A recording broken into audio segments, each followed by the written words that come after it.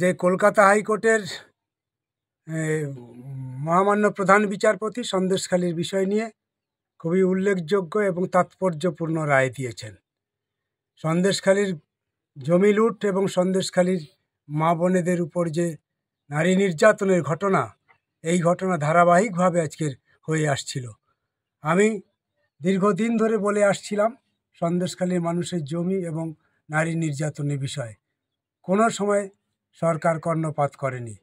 আজকের মহামান্য আদালত যে রায় দিলেন, সেই রায়ে সন্দেশখালির মানুষ অন্তত নিজেরা স্বস্তি নিঃশ্বাস ফেলবেন এবং সন্দেশখালির মানুষের ভালো হবে। আমি এই রায়কে অভিনন্দন জানাচ্ছি। এই সময়ে এই রায় হলেও ভোট এই রায়ের উপরে নির্ভর করবে না। মানুষ ভোট দেওয়ার সুযোগ পেলে তাদের পছন্দের ব্যক্তিকে ভোট দেবে। সেই জন্যে ভোটের মুখে এই রায় বলে আমি কোনো রাজনৈতিক দল সুযোগ পাবে বলে আমি মনে করি না। যে কলকাতা হাইকোর্টের মহামান্য প্রধান বিচারপতি সন্দেশখালির বিষয় নিয়ে খুবই উল্লেখযোগ্য এবং তাৎপর্যপূর্ণ রায় দিয়েছেন। সন্দেশখালির জমি লুট এবং সন্দেশখালির মা বোনেদের উপর যে নারী নির্যাতনের ঘটনা, এই ঘটনা ধারাবাহিকভাবে আজকের হয়ে আসছিল।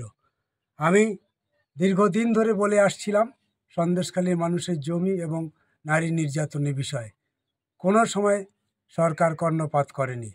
আজকের মহামান্য আদালত যে রায় দিলেন, সেই রায়ে সন্দেশখালির মানুষ অন্তত নিজেরা স্বস্তি নিঃশ্বাস ফেলবেন এবং সন্দেশখালির মানুষের ভালো হবে।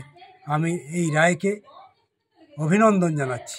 এই সময়ে এই রায় হলেও ভোট এই রায়ের উপরে নির্ভর করবে না। মানুষ ভোট দেওয়ার সুযোগ পেলে তাদের পছন্দের ব্যক্তিকে ভোট দেবে। সেই জন্যে ভোটের মুখে এই রায় বলে আমি কোনো রাজনৈতিক দল সুযোগ পাবে বলে আমি মনে করি না।